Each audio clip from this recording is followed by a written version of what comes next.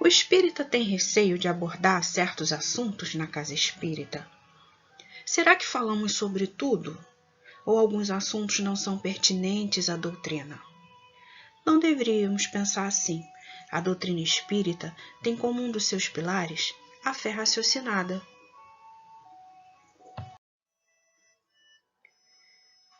A palavra tabu refere-se à proibição de determinada ação, de aproximação ou contato com algo ou alguém que é considerado sagrado, ou um medo ou proibição de origem religiosa, social ou cultural.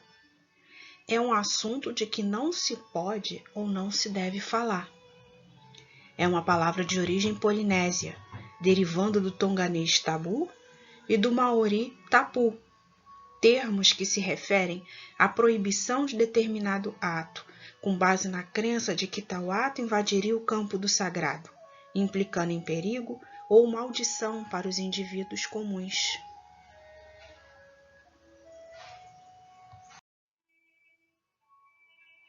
Então, nós temos alguns tabus dentro de nossas casas espíritas.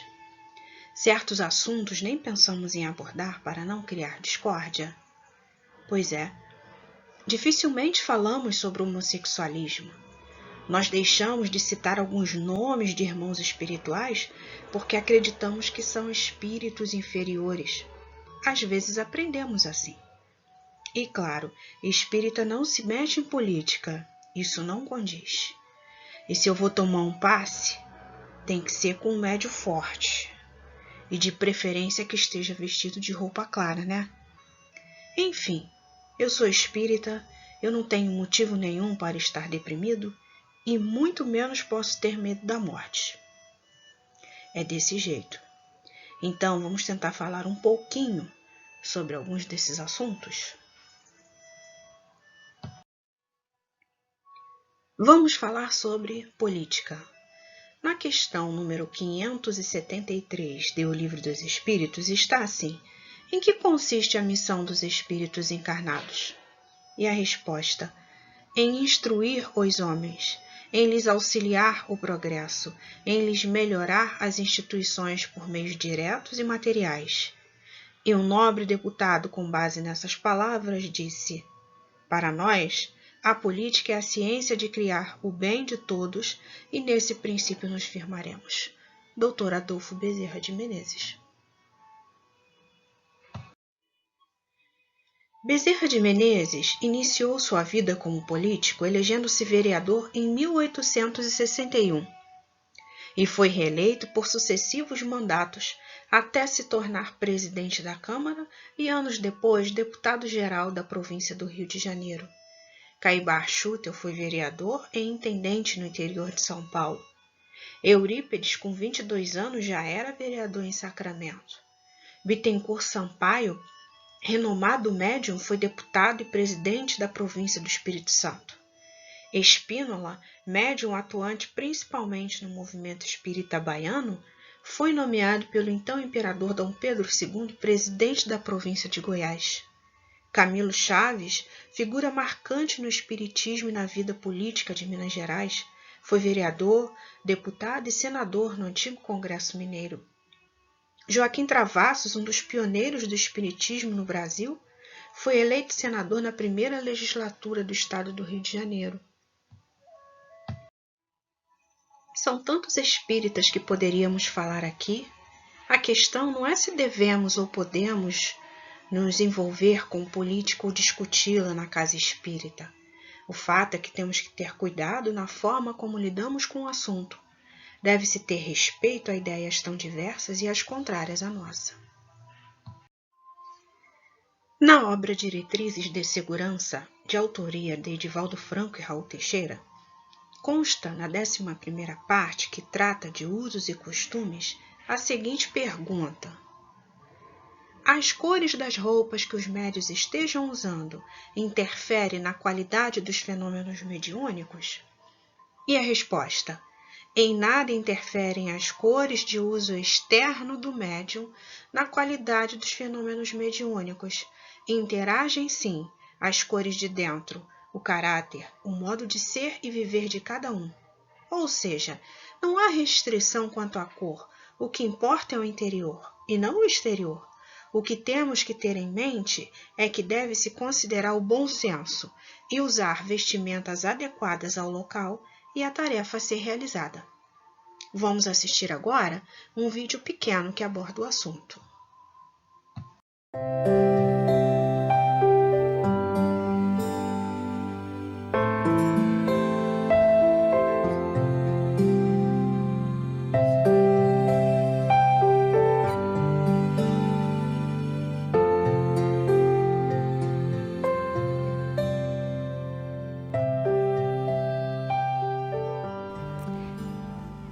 Oi, tudo bem? Oi, Isabela, prazer. Querida, o que você está fazendo aqui?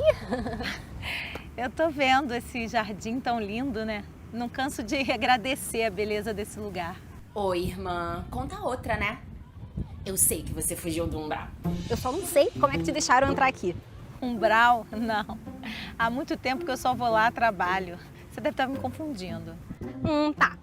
Se eu que sou eu tive que passar uma temporadazinha no umbral, logo que eu desencarnei, um espírito malfazejo como você ia vir direto pra cá? Tá bom. Malfazejo? Gente, quem ainda usa essa palavra? Os espíritos benfazejos. Tá, e por que você acha que eu sou malfazeja? Pelos seus trajes, né, minha irmã? O que tem minha roupa? Olha em volta. Eu não sabia que tinha exigência de roupa pra entrar aqui.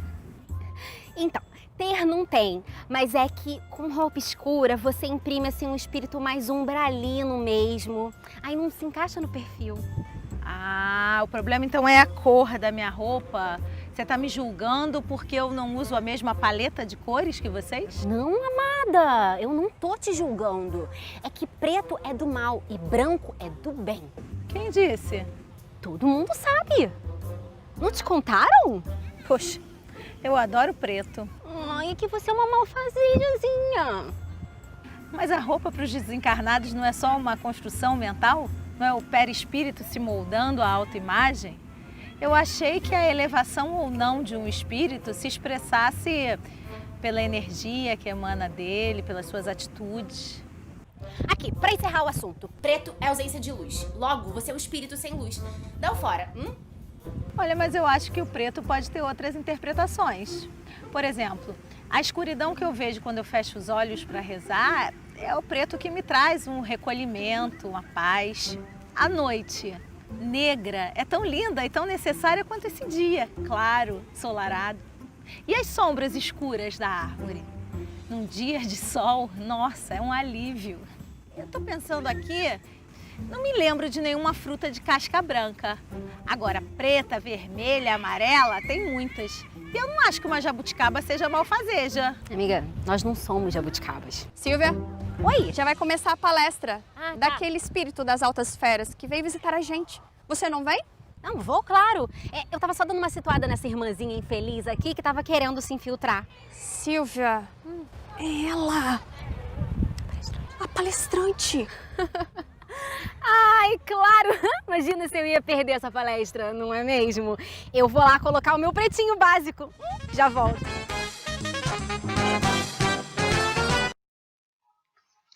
No capítulo 24 de O Livro dos Médiuns, no que se refere à identidade dos espíritos, é dito que não é a pessoa deles o que nos interessa, mas o ensino que nos proporcionam.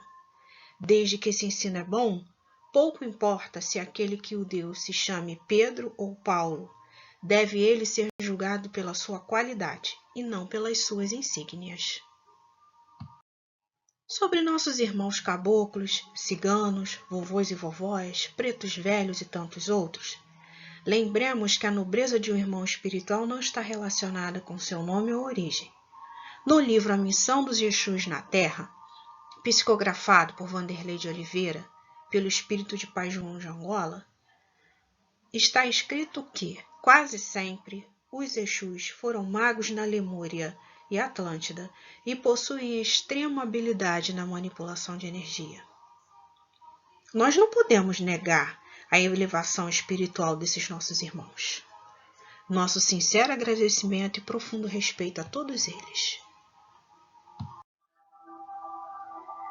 Chico Xavier, no livro Seara dos Médiuns, nos diz que, por isso mesmo, os amigos desencarnados, sempre que responsáveis e conscientes dos próprios deveres diante das leis divinas, estarão entre os homens exortando-os à bondade e ao serviço, ao estudo e ao discernimento, porquanto a força mediúnica em verdade não ajuda e nem edifica quando esteja distante da caridade e ausente da educação.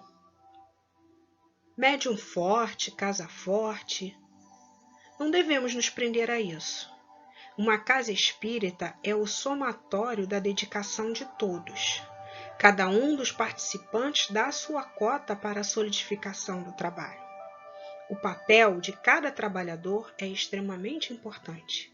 A casa espírita não é composta por apenas um médium, mas por todos os irmãos, que se dedicam com amor ao nobre trabalho da caridade. A revista O Reformador possui um artigo intitulado Preservemos o Centro Espírita, aonde é exposto que o compromisso do Centro Espírita e dos seus dirigentes é para com a doutrina, estudada e aplicada em consonância com o Evangelho de Jesus. A adoção de teorias e práticas exóticas ou não afinadas com a simplicidade e a pureza dos trabalhos espíritas compromete-lhe o objetivo e desorienta seus frequentadores e assistidos. O Espiritismo não é contra as terapias alternativas. Não tem como se negar o seu potencial de cura. O que acontece é que algumas instituições espíritas estão esquecendo o seu papel de difusor das ideias do Espiritismo e se dedicando integralmente às mais diversas terapias existentes. Lembremos que o Centro Espírita, na sua função de escola da alma, tem responsabilidade na educação integral do homem, como espírito imortal e não como ser meramente existencial. Para tanto, deve promover, com vistas ao aprimoramento íntimo de seus frequentadores, o estudo metódico e sistemático e a explanação da doutrina espírita no seu tríplice aspecto, científico, filosófico e religioso, consubstanciado na codificação kardeciana e no Evangelho. Segundo a doutrina, a espiritualidade não distingue o espírito encarnado segundo seu invólucro físico. Cada espírito reencarna na Terra infinitas vezes no caminho em direção ao progresso moral, como homem ou mulher sucessivamente, segundo sua incumbência, provações e deveres a serem cumpridos em cada passagem pelo mundo material. Exigido é, para cada espírito encarnado, sob qualquer orientação sexual, que paute sua existência segundo as leis do amor.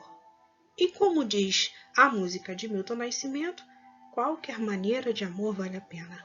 Isto é, resumidamente, a visão do Espiritismo sobre a homossexualidade. Sobre a depressão, eu tenho um segredo para te contar. O trabalhador da casa espírita é um ser humano. Pois é. Estamos todos suscetíveis a toda sorte de problema, como qualquer ser humano. Então, antes de julgar um irmão, imputando-lhe logo obsessão, frescura, fraqueza e etc., deixemos de agir com tanta falta de caridade e tenhamos a mesma disposição que temos com qualquer pessoa que busca amparo em nossa casa. E o tratemos com amor, porque é disso que todos nós necessitamos, de amor. Eu tenho mais um segredo para contar. O espírita também tem medo da morte. Por que não? Quem já esteve nessa existência carnal, de frente com a ceifadora, como diziam os antigos, tem medo. Sei que aprendemos que não deveríamos ter medo, mas isso é absolutamente normal e não deve ser motivo de vergonha. André Luiz, na obra Missionários da Luz, explica que a morte não é o fim e que é pura mudança de capítulo no livro da evolução e aperfeiçoamento. Então, de repente, nós não temos medo da morte, mas de não termos realizado o bastante para nossa evolução e aperfeiçoamento.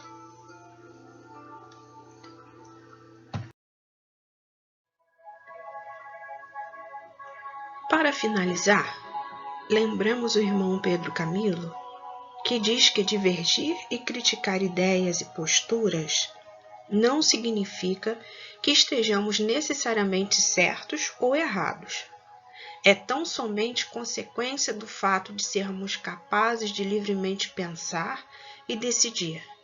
E qualquer um que pretenda suprimir esse direito, seja de quem for, demonstrará que bem pouco compreendeu sobre aquilo que estamos fazendo aqui.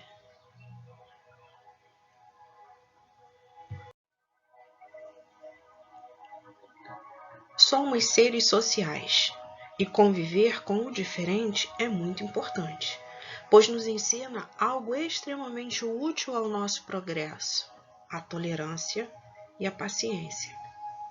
Na casa espírita, deveríamos ter a liberdade de abordar qualquer assunto, sob a óptica dessa doutrina maravilhosa e, sobretudo, com respeito.